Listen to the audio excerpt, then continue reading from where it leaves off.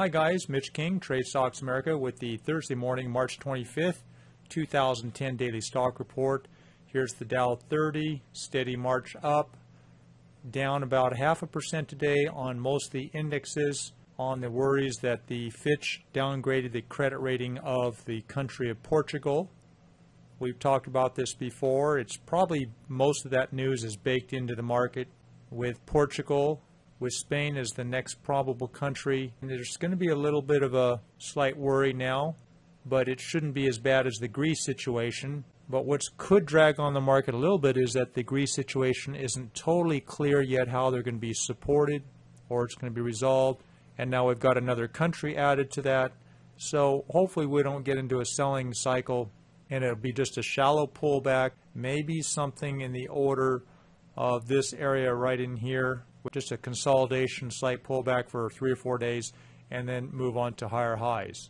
NASDAQ Composite down 0.68%, which is about 0.7%.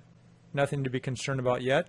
Standard & Poor's 500 down 0.5%, and the Russell 2000, which is down 1%, and that's the most volatile stock, as small caps usually are.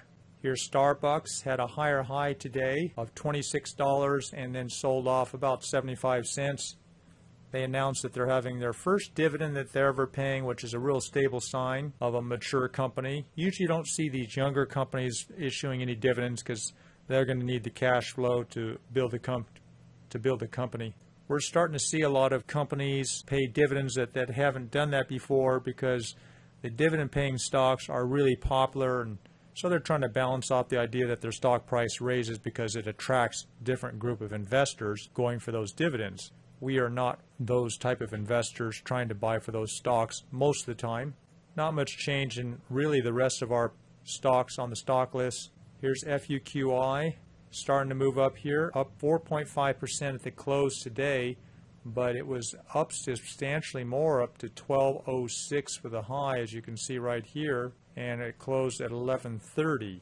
So that 76 cents lower price would have meant that this stock was up closer to 8 or 9% today at the highest. So encouraging sign for this stock that's been killed, and we're looking for this to possibly get up to 14 bucks here in the coming couple weeks. Here's GMK, a stock that we had a limited profit potential. We captured some profit on it, down 3%. And like I try to tell you on some of these stocks, when they're running up 3, 4, 5 days in a row, the market just pulls back a little bit. We tend to capture those profits. And like I use an analogy to be on base with baseball, like first base or second, not really trying to swing for any home runs. Here's SOMX.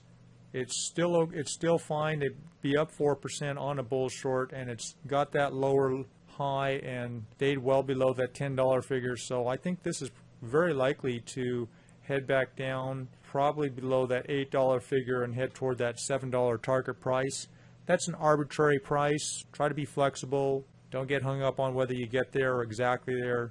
You're just trying to get the bulk of that profit on this drop for a short sale. Henry Schein still climbing up real steadily. This stock is Clearfield, should move up as the market moves up. The market corrected today and this stock had really no change. So looking for the market to maybe snap back, and this should bust through that $3 number. And we should see maybe 310, 320 if we're lucky. So look to sell that.